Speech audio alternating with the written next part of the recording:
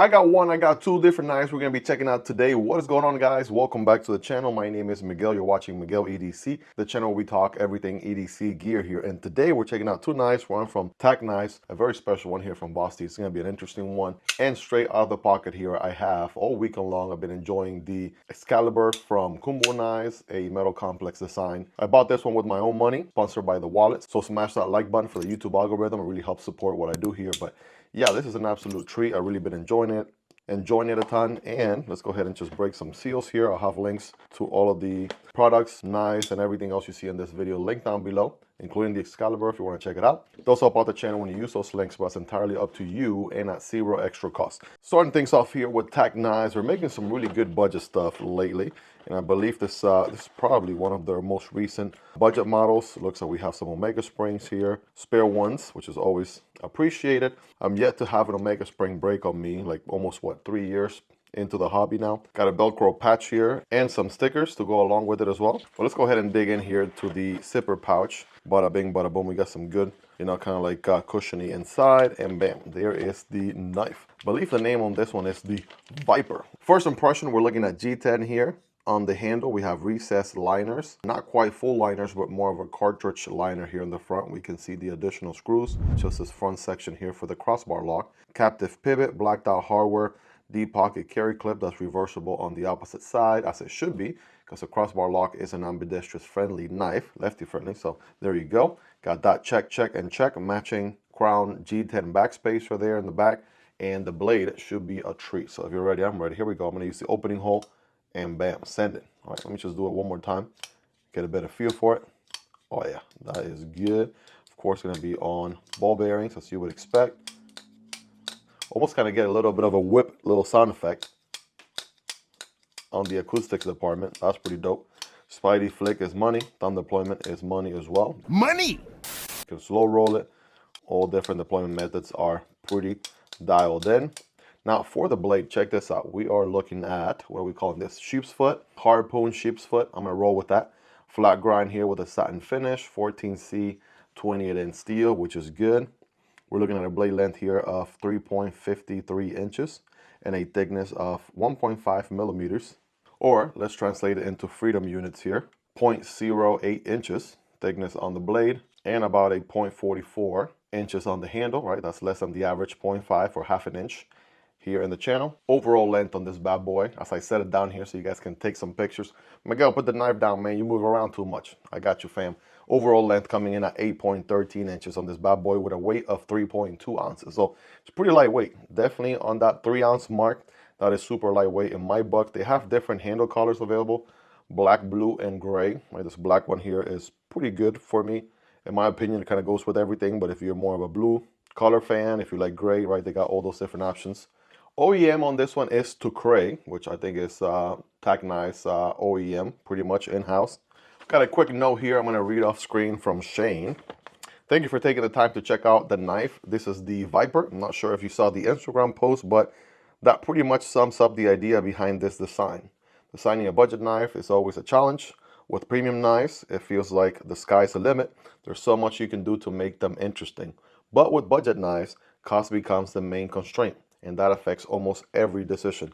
With the Viper right here, I wanted to create something lightweight, affordable. Lightweight it is, and affordable it certainly is, but still not boring, he said. I usually lean towards more complex handle textures, but those add cost quickly.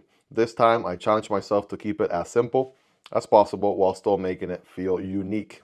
The goal was something slicey, comfortable, and reliable. A true hard-to-use everyday carry knife. Hope you enjoy it. The release date of this knife is April 9th, which by the time I'm recording this video is April, 14th. So this knife has already been available. I'm pretty sure I gave you guys a heads up via the community post to keep you all in the loop. I was out of town for the weekend. I know it dropped, so that's my next best way to keep you guys updated. Make sure you subscribe to the channel if you want to be in the know as far as new knives dropping, new releases, and things like that. But yes, a couple of things that really stood out to me, and I have to agree, is how lightweight it is, and also slicey the blade is. Very, very slicey. Tons of jimping here throughout the blade stock. Right, check this out. All kinds of jimping everywhere. I mean, he he didn't leave any room. He said, okay, y'all want jimping? All right, hold my beer. I'm gonna give you some jimping. All right, so if you go here, behind the harpoon, if you do something like that, right, anywhere, you're good to go. Definitely got the grip It's very functional, right? Nice, pleasant jimping that I like on knives. As far as ergonomics go, full 4-finger grip, full purchase. Nice and contour corners all the way around. Pocket clip, I feel it a tad bit. I'm going to go a solid 9 out of 10 there. Bonus points for it being reversible. Love that. And we have a nice little finger choil here to be able to forward choke and be able to get more control of the blade. Again, thumb behind the harpoon. That really makes you lock and ready to go. You can do a lot of slicing and dicing. Not so much belly here, more of a straight edge than anything. Great for utility cuts and draw cuts, right? Very utilitarian blade without a doubt. And I mean, I do like the design. I am a diehard Wharncliffe and Sheepsfoot aficionado myself. That's just the kind of geometry that I enjoy the most, and I don't discriminate against any other geometry, but I have a slight little bias towards those. Kind of what I like and enjoy carrying myself the most. But that being said, yeah, action is really good. I mean, the build, the construction, everything here for under $50. That is really solid. The good old 14C28N, we all know and love in the budget category these days. Love the satin finish. Again, multiple different color options available. But I gotta tell you, man, probably my favorite part about this knife, do me a favor and pause the video, take a guess in the comments. Let me know what your best guess is as far as price-wise goes, right? Is it $50? Is it $60? $45? $80? Well, let me tell you, it is actually $49.95. So absolute bargain, absolute steal here. Interesting detail too, check this out. I just realized, even though we have our cartridge liner, like I said earlier, even the G10 is milled on the inside. So that's a nice, interesting touch there. Going the extra mile for weight reduction, however much weight you can reduce, you can reduce from G10 itself. Not really much, but again, they're really going that extra mile.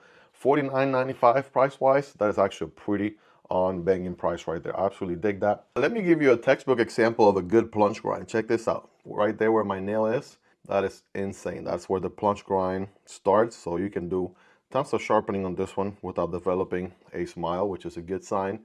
And I mean, that just looks like a savage geometry. I'm digging it. I mean, what's there not to like? So check it out. I believe code Miguel EDC gets you 10% off, so you can check this one out. Again, if you want to pick one up, which is not going to break the bank at all, links will be down below in the description and pinned comment. Code Miguel EDC will get you 10% off. And of course, it helps support the channel at zero extra cost to you. But of course, completely your call and highly appreciated. What are you guys' thoughts on this bad boy? Let me know in the comments below. But let's go ahead and move on to the next knife, shall we?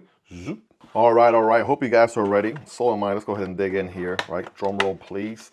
Anytime you get a Vosteed knife and it comes in an orange case like this one, you know it's something good, right? You better get ready because you're in for a treat.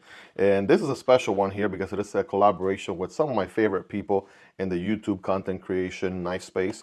But anyways, we'll talk about that in a second. We got all kinds of goodies here. We got some paperwork, we have a sticker, we got the raccoon riding the corgi. That's an interesting one there. We have an orange wiping cloth, and Vosteed now includes a catalog of all of their different knives, which, by the way, I have made content on basically every single one of them, and they're all very highly recommendable. I'm absolutely a huge fan myself of Vosteed, to say the least.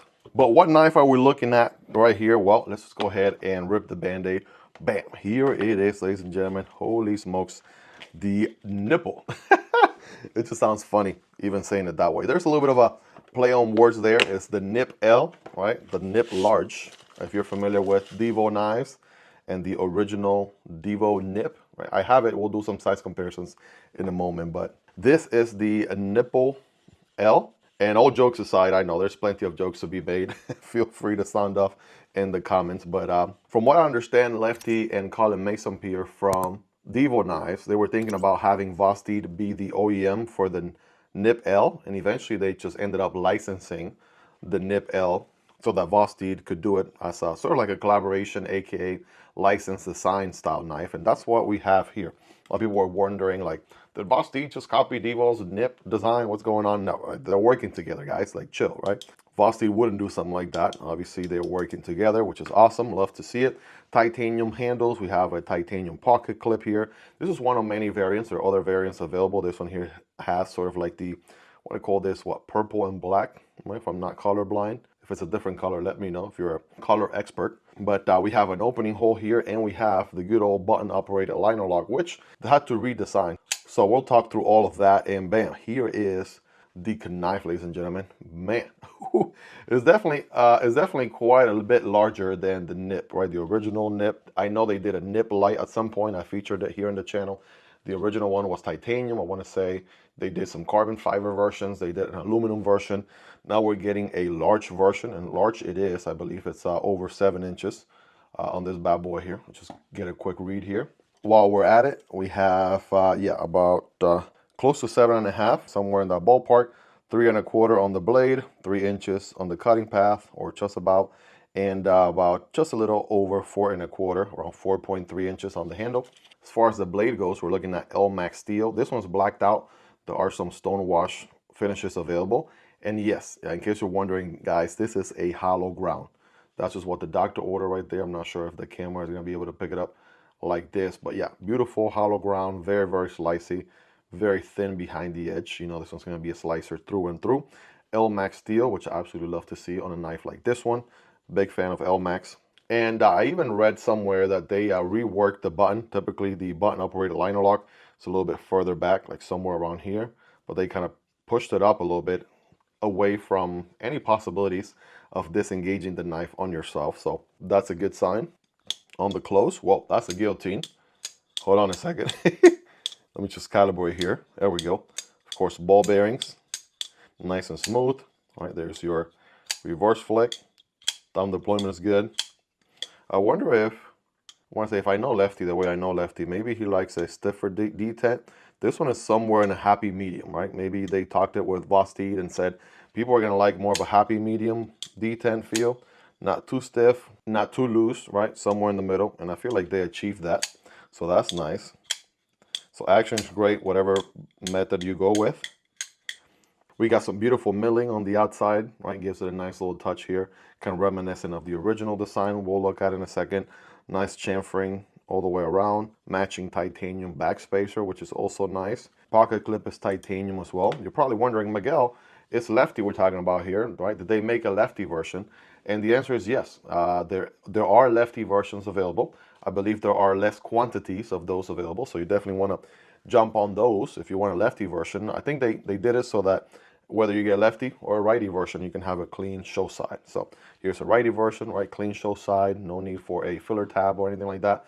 If you get a Lefty version, it'll be the opposite, right? You'll have this will be your clean side, and obviously a pocket clip will be on the opposite end. Also, they're hiding away the screws. So the screw is from the inside, which is an interesting bit of detail, interesting touch.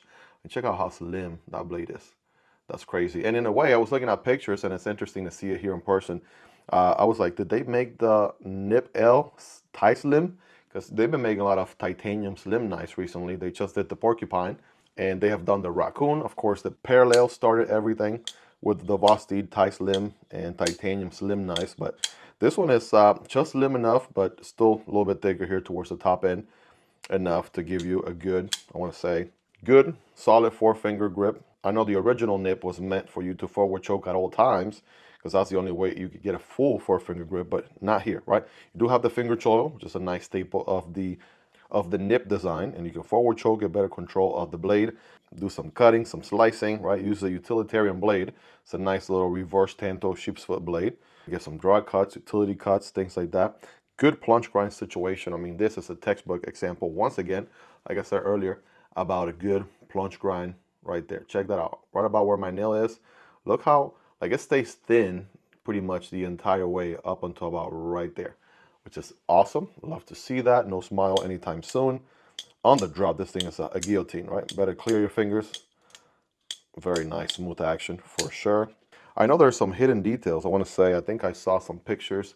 Hopefully we can get out of here. Otherwise, I'll put a picture on the screen. But we have some milling on the inside for weight reduction, which is nice. And I think it's on the liner side. Might be a little too difficult to see from this angle. But there is a Vosteed and Divo Knives collaboration. Nice little Easter egg on the inside.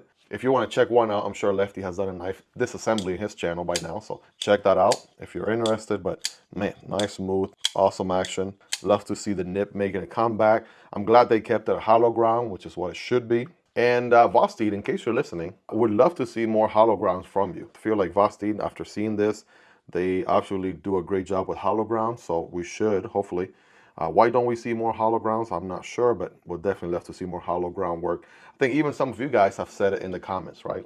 Vosteed does really good knives, but they do a lot of flat grinds all the way around. They could do a little bit more hollow grounds in some models here and there.